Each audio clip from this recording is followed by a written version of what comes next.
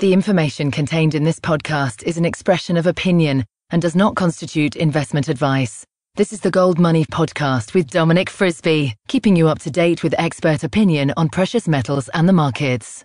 Hello and welcome to the Gold Money Podcast, hosted in association with Frisby's Bulls and Bears, with me, Dominic Frisby.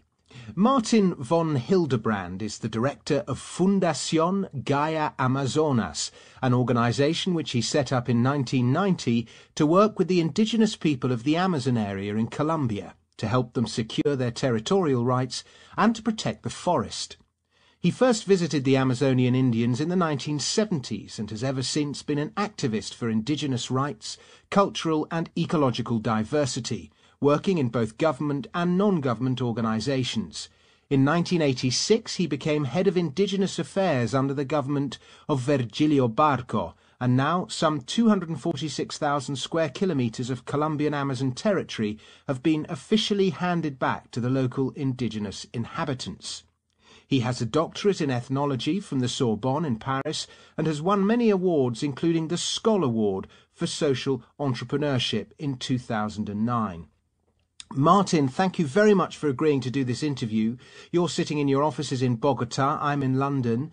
A lot of my listeners are very interested in gold and in gold mining in particular. So why don't we start with the problem of illegal mining in the Amazon? What goes on there and what kind of damage is it doing? Not just environmental damage, but also social damage. Well, thank you for this interview.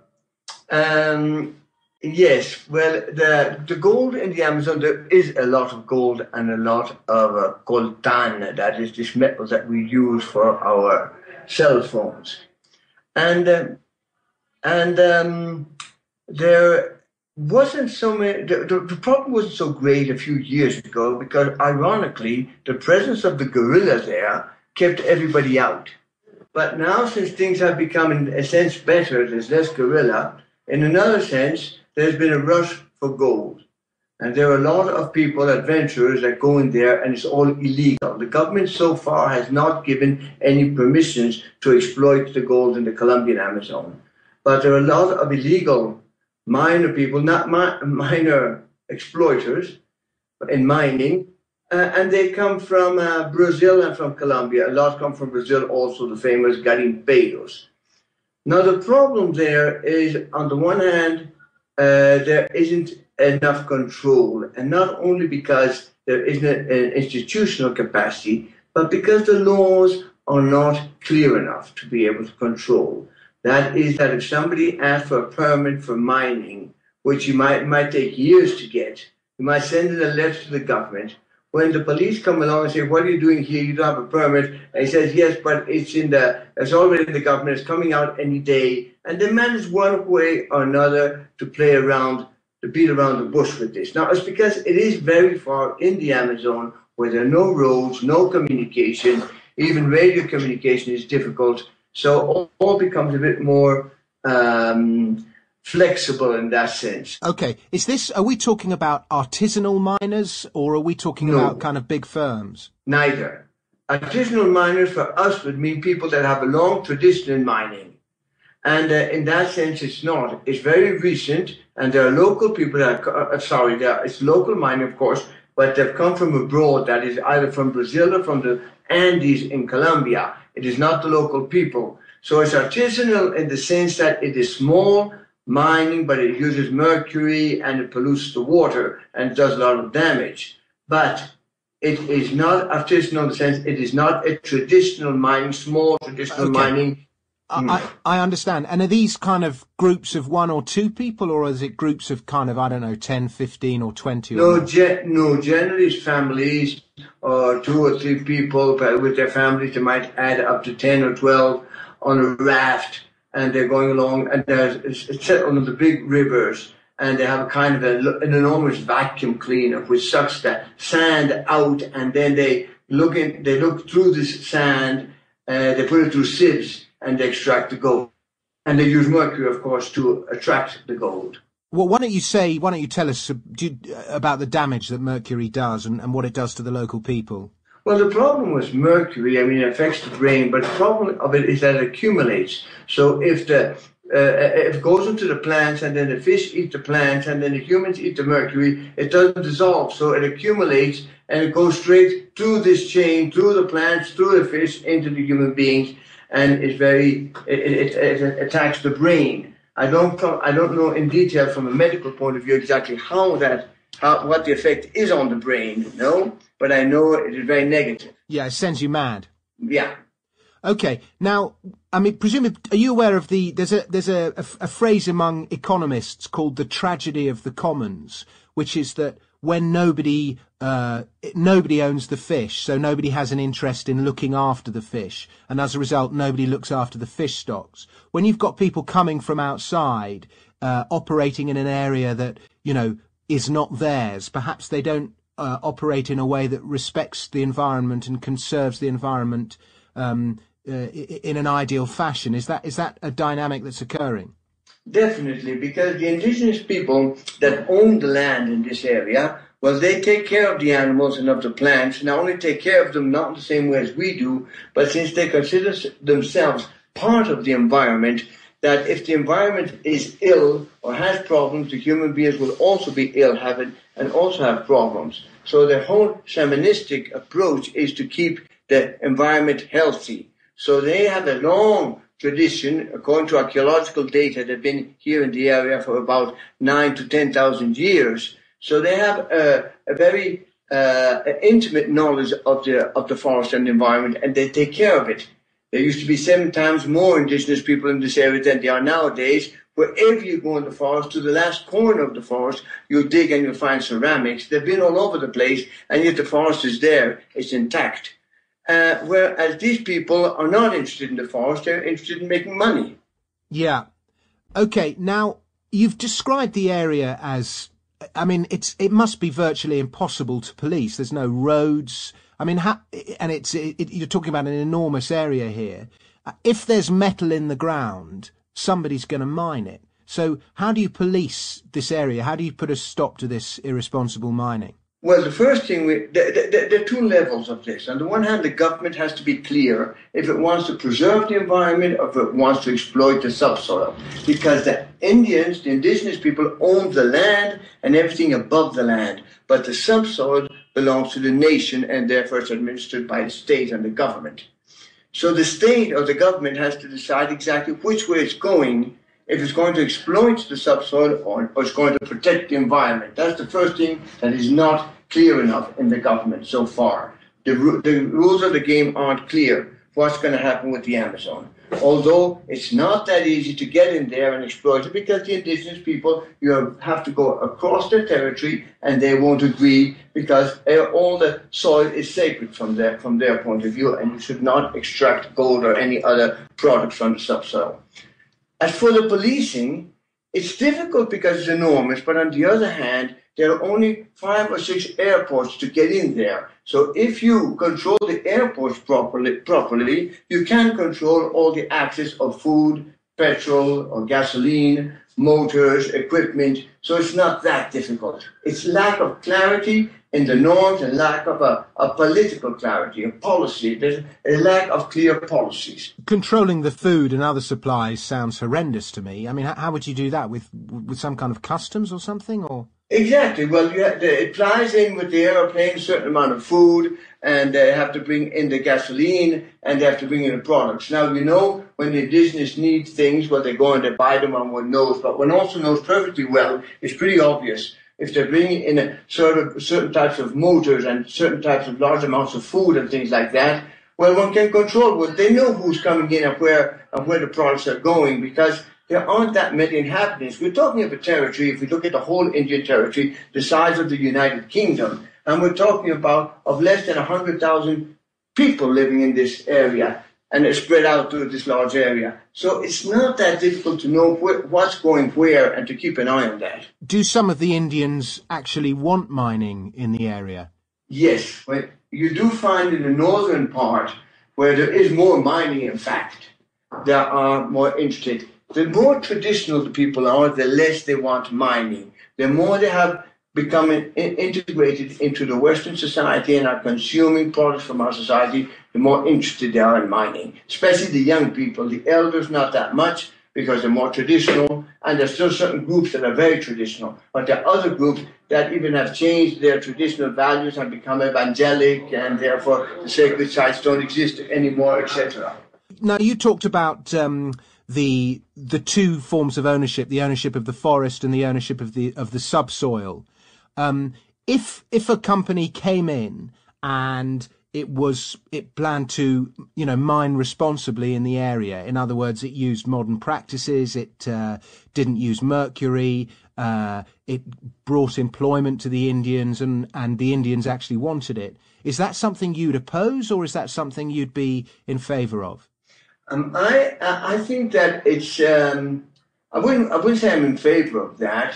And I wouldn't oppose it either. I would consult with the indigenous people. I would see how the standards were going to be carried out. I see how the work was going to be done.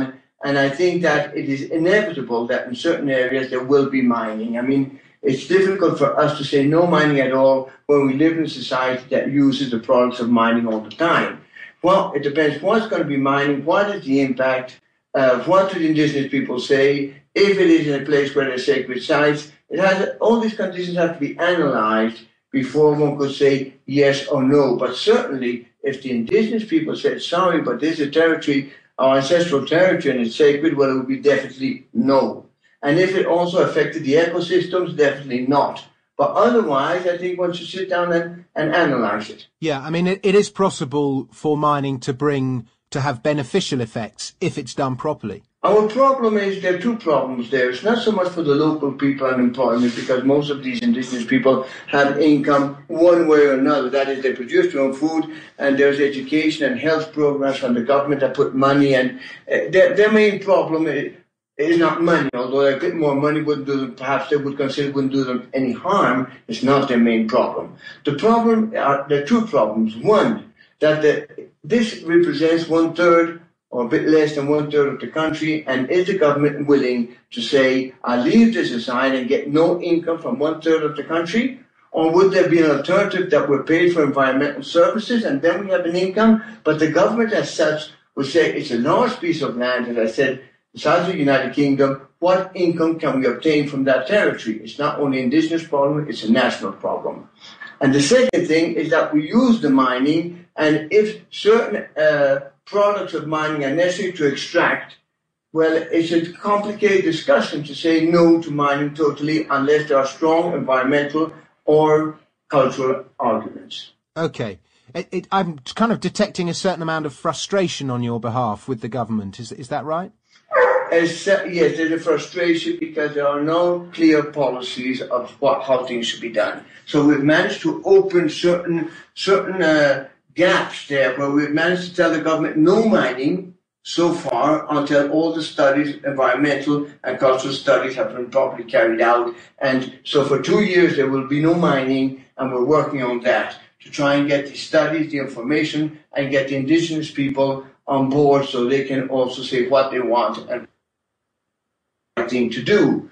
But the policies are weak. Yes, there is a certain frustration. What kind of development would you like to see go on? I mean, do you want the Indian people to, I mean, it's more about what they want rather than what you want, but I mean, do you want the Indian people to stay as they are, or do you want them to kind of integrate gradually into the modern world? I mean, what would you like to see happen in terms of their evolution? Well, I would like to see the indigenous people keeping their identity, keeping their self-confidence, and keeping a lot of their own criteria and values, but taking from our modern society, taking what they consider necessary.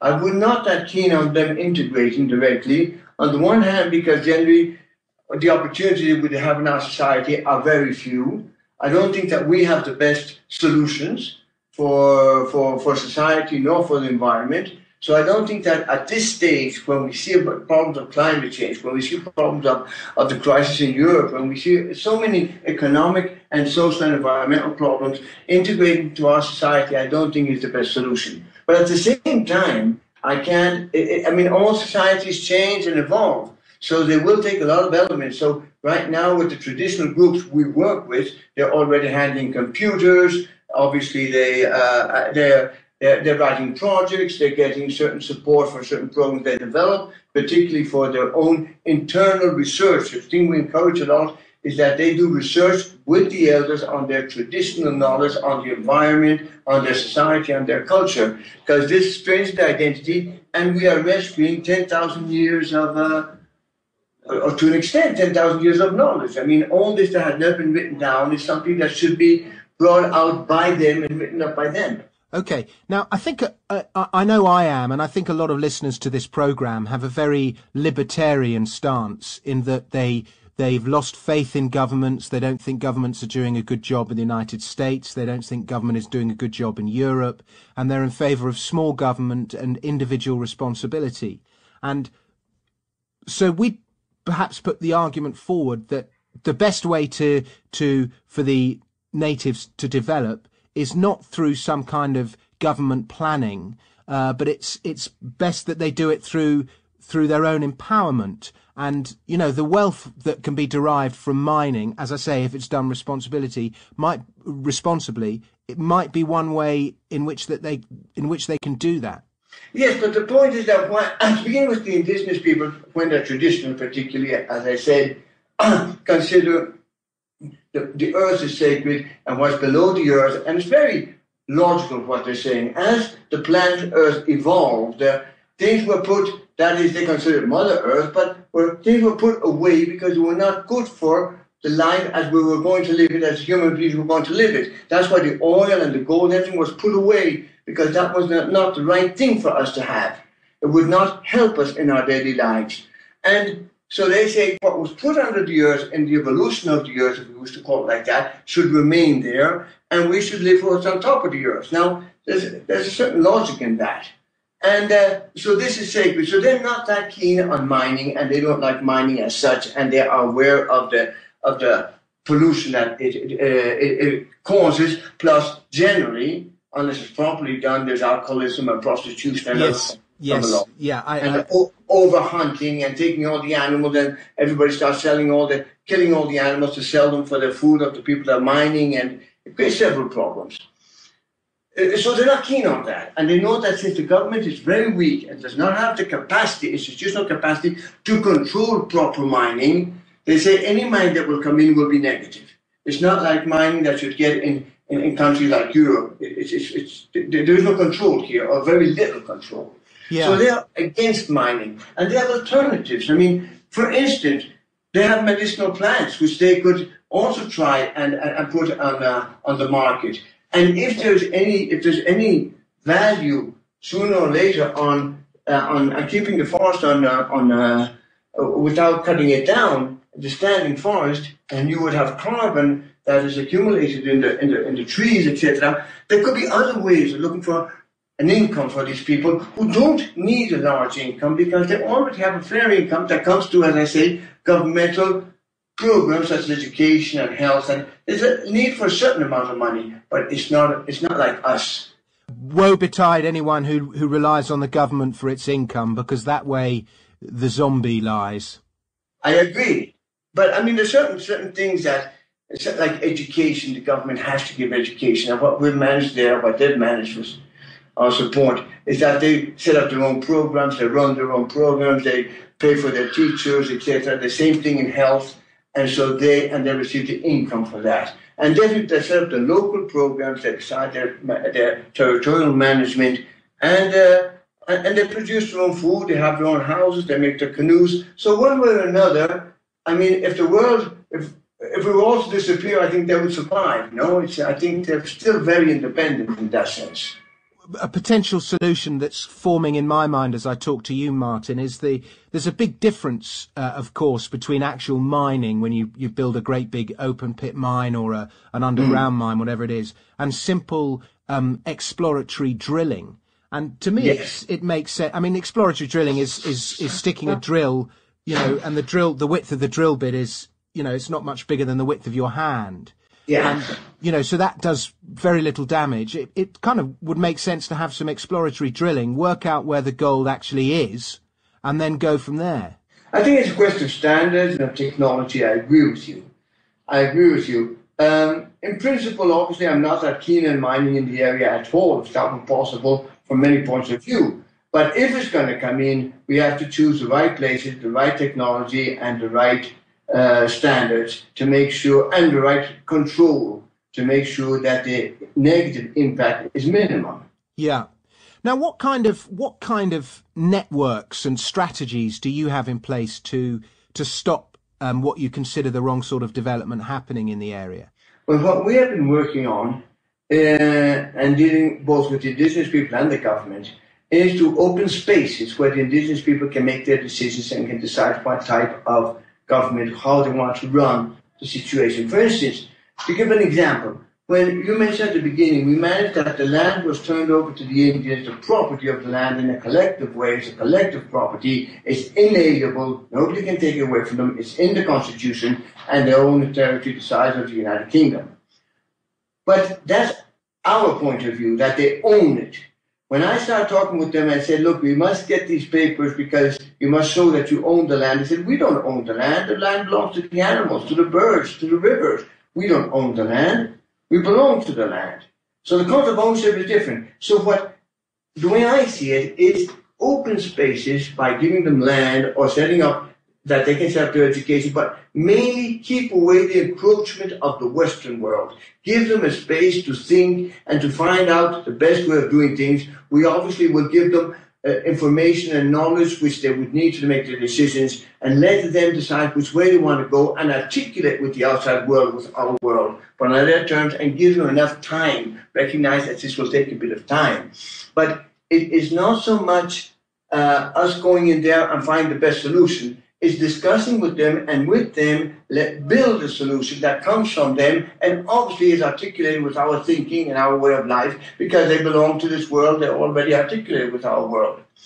But it's opening these spaces which I think is necessary. So when you talk about the mining, what we've done is work with them, they've done the studies of their territories, they're setting up all the systems of sacred sites. We've spoken with the government, no mining until the indigenous people can define their territories, and we try and work it out like that on their indigenous knowledge, on biological knowledge also of the environment, and setting up platforms, discussing with the government to come to agreements where there'll be no mining unless it really does a minimum of damage, no? Okay. And that's no exploration either? No exploration, nothing. Hands off until we have enough knowledge to make sure that we're not doing a major damage. That's going to take years.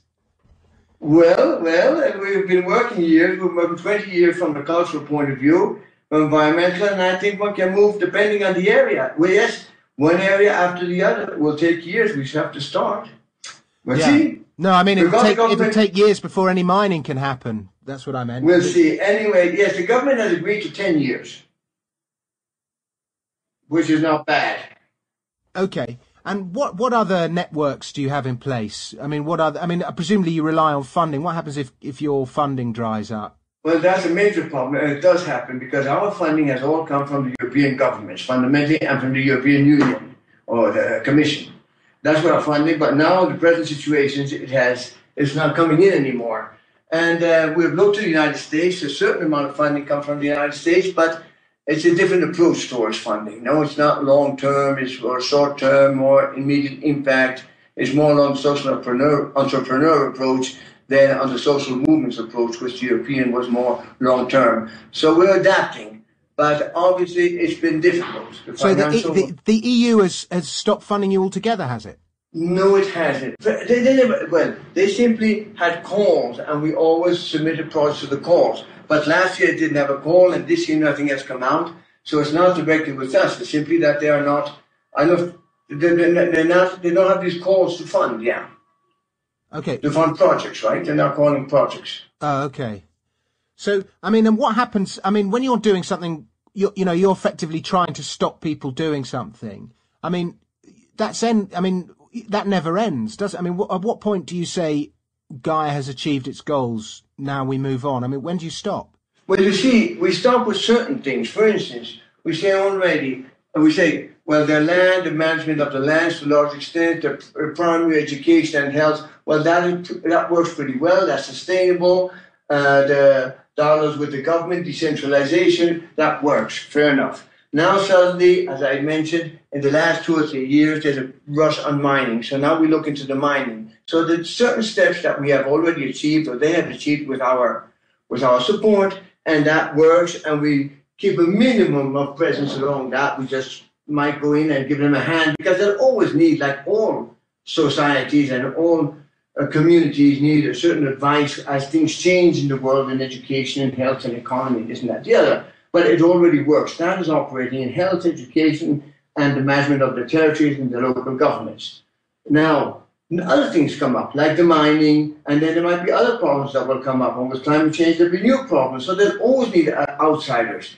Now, the other thing that we do in Gaia, we're getting them other allies. So it's not only Gaia that they might have to depend on, but they can also work with, let's say, with universities and with other institutions that have a permanent income and a more stable, and they can count on, because they'll always need it. As we will need them, they will need us in protecting the environment and in protecting cultural diversity. Okay, and last question for you, Martin, and forgive me, I've got two final questions for you, but were you how did you, did the Indians kind of choose you to act on their behalf? Did they kind of elect you, or, how did that happen? Or did you kind of say, look, did you kind of volunteer yourself? Well, I went in 1972 for the first time, and I went in more just to learn about their cultures, and they were still in rubber camps and being exploited more or less like slaves, and they had absolutely no rights whatsoever.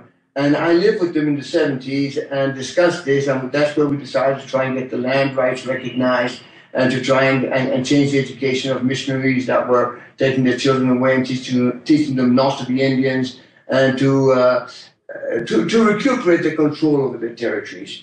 And I lived with them in the 70s, and then the 80s I was in government, and I managed to get several jobs in government, which allowed me to push this agenda ahead.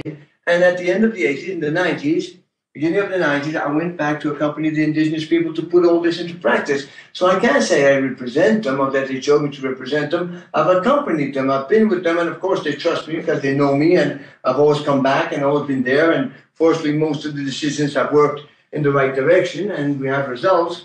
And so so there's enormous trust. And I sit with their elders now, and they call me grandfather, and that's the role I play with them. Yeah. Okay, and is drug trafficking a problem in the area? Drug trafficking is a problem, but not necessarily in the area. It happens. It goes up and down rivers in a discreet way, but there is no fighting, there is no production, they don't cultivate it, there are no laboratories. It is just a path, and there's no fighting over those rivers. So it does happen over the border, but it is not something that affects the area in a negative or positive way. Okay. All right. Well, Martin, thank you so much for doing this interview. To me, it seems that a little bit of exploratory drilling is the solution. Find out where the gold is, and then you can, where there isn't any gold, you've got nothing to worry about. Absolutely, yeah. So yeah, I'd lobby them to allow some exploration. As long as one can control it and it doesn't get out of hand. Well, there's nothing. Exploration is simply exploration. Yeah. You're not actually mining anything. So. Oh, well, you don't have to do it anymore. They're doing it right now. You fly at 100 meters above in an airplane and doing it right now, and you can detect everything from the air. Yeah, no, but you still need to drill. You still need to drill. In certain places, but the flying over is just the preliminary stages. Mm. Anyway, that's what they're up to now. Yeah.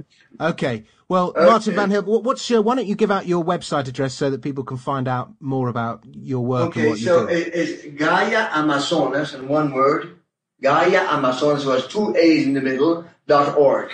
www.gaiaamazonas.org. Okay, and I'll put out a link on the homepage. That's gaiaamazonas.org. Martin von Hildebrand, thank you very much. Thank you very much. Thank you, Dominic. Bye-bye. Subscribe to the Gold Money newsletter at www.goldmoney.com to receive email updates on new articles, videos, and iTunes podcasts from our Gold Research section. Government and non-government organisations. In 1986, he became head of Indigenous Affairs under the government of Virgilio Barco, and now some 246,000 square kilometres of Colombian Amazon territory have been officially handed back to the local indigenous inhabitants. He has a doctorate in ethnology from the Sorbonne in Paris and has won many awards, including the Skoll Award for Social Entrepreneurship in 2009. Martin, thank you very much for agreeing to do this interview. You're sitting in your offices in Bogota. I'm in London. A lot of my listeners are very interested in gold and in gold mining in particular. So why don't we start with the problem of illegal mining in the Amazon? What goes on there and what kind of damage is it doing? Not just environmental damage, but also social damage. Well, thank you for this interview. Yes, well, the gold in the Amazon, there is a lot of gold and a lot of coltan, that is this metal that we use for our cell phones. And there wasn't so many, the problem wasn't so great a few years ago because, ironically, the presence of the guerrillas there kept everybody out. But now, since things have become, in a sense, better, there's less guerrilla, in another sense, there's been a rush for gold. And there are a lot of people, adventurers, that go in there, and it's all illegal. The government so far has not given any permissions to exploit the gold in the Colombian Amazon. Now, it's because it is very far in the Amazon where there are no roads, no communication, even radio communication is difficult. So all becomes a bit more flexible in that sense. Okay, are we talking about artisanal miners or are we talking about kind of big firms? Neither. Artisanal miners for us would mean people that have a long tradition in mining. And in that sense, it's not. It's very recent, and there are local people that it's local mining, of course, but they've come from abroad, that is either from Brazil or from the Andes in Colombia. It is not the local people. So it's artisanal in the sense that it is small mining, but it uses mercury and it pollutes the water and does a lot of damage. But the information contained in this podcast is an expression of opinion and does not constitute investment advice. This is the Gold Money Podcast with Dominic Frisby, keeping you up to date with expert opinion on precious metals and the markets. Hello and welcome to the Gold Money Podcast, hosted in association with Frisby's Bulls and Bears, with me, Dominic Frisby. Martin von Hildebrand is the director of Fundación Gaia Amazonas, an organisation which he set up in 1990 to work with the indigenous people of the Amazon area in Colombia, to help them secure their territorial rights and to protect the forest.